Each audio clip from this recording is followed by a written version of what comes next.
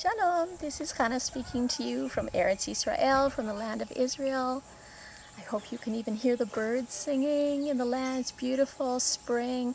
And this is Yom Shishi, it's the 6th day, Friday. Everyone's getting ready for Shabbat, which starts this evening at sundown. And so everyone's busy making their preparations, doing their last minute shopping, and cleaning the house, which I'm going to do after this. And then everything settles down. There's a beautiful peace and quiet in the land. The buses don't run. Everything's sheket, quiet. And we can just rest and have that special holy day with the Lord that is Shabbat. So just before I get into all of that preparation, I wanted to share with you just a little word from the land. It says in the prophet Isaiah, Ki mitzion titzeh Torah, udvar Adonai miYerushalayim. So from out of Zion will go forth the word, the Torah and the word of the Lord from Jerusalem. So I want to send forth this word to you, a little word for your Shabbat and for your coming week that'll be full of light and full of truth and bless and encourage you. As you see, we have here, this is actually Liah, it's Chanukiah. And it is the 9-branch menorah that's specially used for Hanukkah. And this week's Torah portion, the parasha, is called Behalotcha. And it means to go up, la'alot.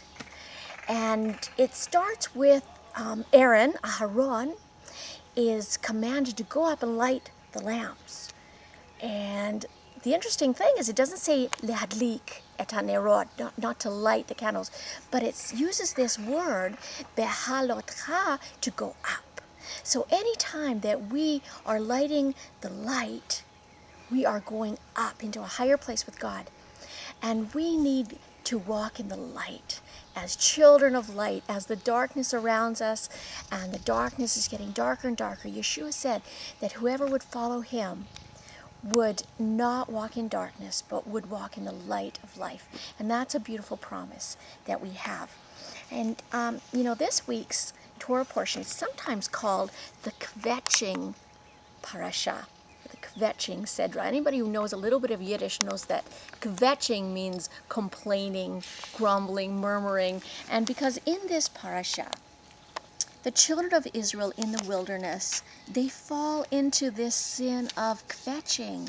Instead of being so awesomely grateful and thankful for all that God did to get them out of Egypt and that oppression, that slavery, and being so thankful he provided for them, manna from heaven, water out of a rock, they start to kvetch. And God is not pleased with that. And, we sometimes joke about kvetching. Especially amongst Jewish people.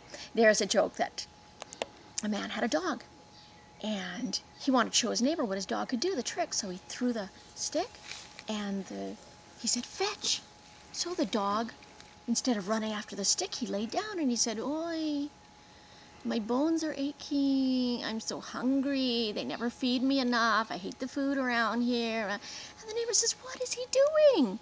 And he says, oi, he must have thought I said kvetch, not fetch, So, we have lots of jokes about kvetching, but actually, in the Bible, it's no laughing matter, because complaining and grumbling and murmuring was the thing that really kept the Israelites wandering in the wilderness until they died. It's such a tragedy, and it was led to the Israelites' destruction. It opened the door for the serpents to come in and bite them with their venomous venom.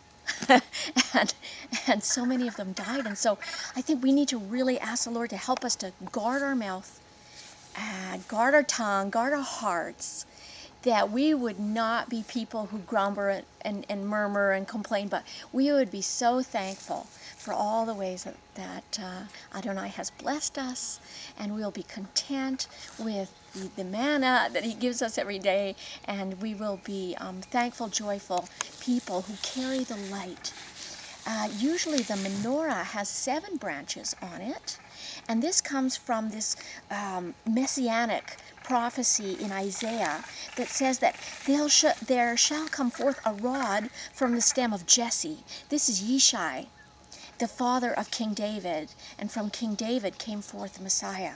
And it says, and a branch, a Nesher, shall come out of his roots. Now Nesher is the root for Nazareth, and Yeshua was called Yeshua of Nazareth, because he came from Nazareth, which is Nazareth. And so even today in Israel, in Hebrew, his followers are called Notzrim, which is the Hebrew word for Christians.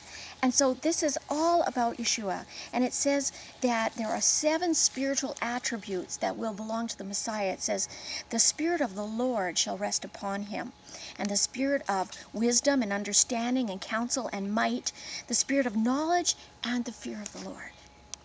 And Yeshua quoted from this chapter of Isaiah when he was in the synagogue and announced his mission to the world. And Israel is called to be a light unto the nations. That's our mission.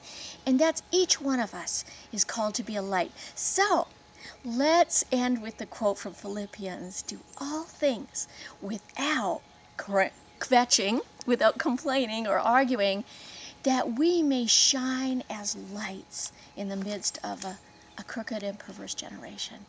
That's Philippians 2:14-15.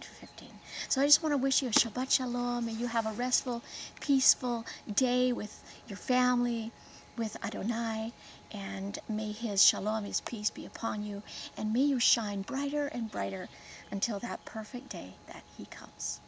Amen.